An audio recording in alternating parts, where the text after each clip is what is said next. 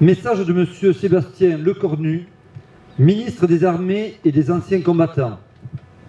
Journée nationale d'hommage aux harkis et autres membres des formations supplétives. 25 septembre 2024.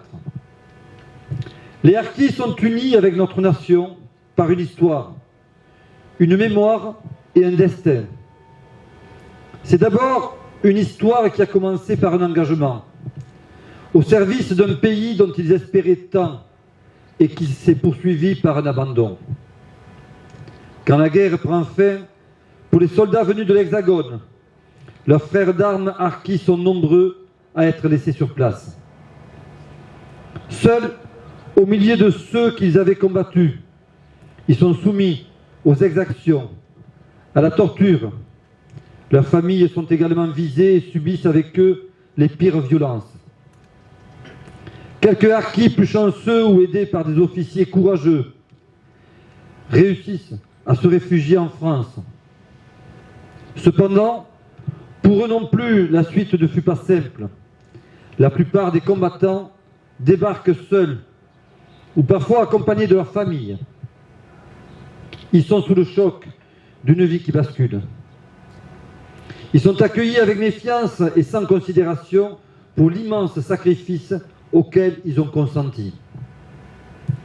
Les conditions de leur accueil ne furent dignes ni de l'histoire et des valeurs de la France, ni de la bravoure de ces soldats qui avaient combattu pour nos couleurs.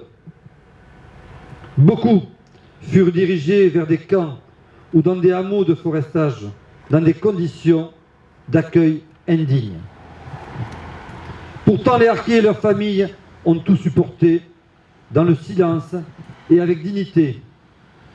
Eux qui ne pouvaient nourrir aucun espoir de retour, ils se sont intégrés dans la société et une culture qu'ils ne connaissaient pas sans jamais rien oublier de leurs racines.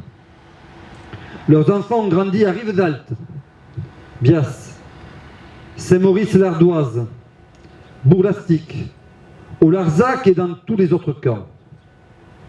Ils ont grandi comme des reclus, subissant avec leurs parents le drame du déracinement et des privations de droits fondamentaux.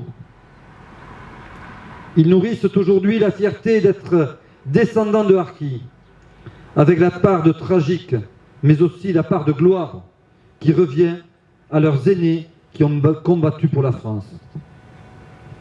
Ils portent la mémoire de ces combattants, harkis, Bogazni, tirailleurs, Spassi, membres des groupes d'autodéfense, des groupes mobiles de sécurité et des sections administratives spécialisées qui ont payé cher leur choix de servir la France.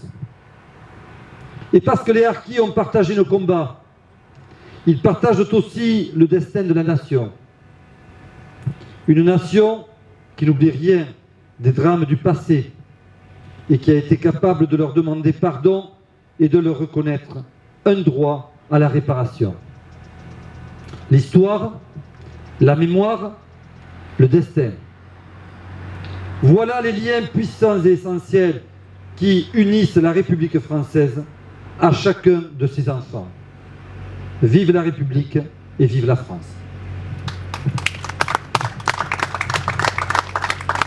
Je sais que certains d'entre vous, notamment le général Christian Lagarde, participeront donc à la cérémonie à Rivesaltes dans quelques instants. Cérémonie importante aussi par le fait que de nombreux harkis ont été accueillis à Rivesaltes dans les conditions que l'on connaît.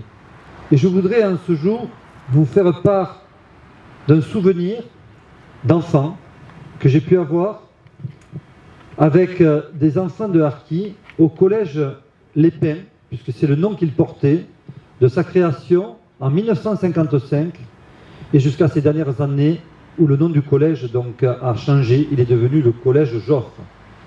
Et dans ce collège dans lequel j'étais élève, dans les années 1978-1980, il y avait donc des enfants de harkis qui étaient des élèves des classes de ce collège et avec qui nous étions en classe justement. Ces enfants venaient à pied du camp Joffre, dans lequel ces familles de harkis avaient été accueillies. Et quel que soit le temps, qu'il pleuvait ou qu'il ventait, la chaleur ou le froid, ces enfants venaient tous à pied dans les écoles de Rivesaltes et notamment au collège de Rivesaltes. Et quand, pour des raisons personnelles ou parfois d'intempéries, ils étaient en retard de quelques minutes, ils étaient punis. Et je n'oublierai jamais à quel point ils souffraient de vivre très éloignés de Rivesaltes, des maisons donc, et du village en lui-même. J'avais eu à cette occasion des témoignages de ces élèves qui étaient des copines et des copains de classe, mais aussi de leurs parents.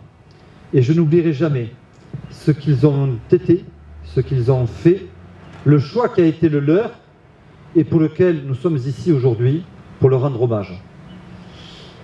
Merci encore à vous toutes et à vous tous de votre présence à cette cérémonie si importante, en sachant que malheureusement trop peu de communes organisent la cérémonie aujourd'hui, et notamment des communes dont, plus importantes, je dirais, que notre commune à nous, Bachas. Soyons honorés d'être tous présents en cet instant pour représenter notre population, afin de rendre hommage à celles et ceux qui méritent cet hommage national, mais aussi cet hommage éternel. Merci encore à vous tous.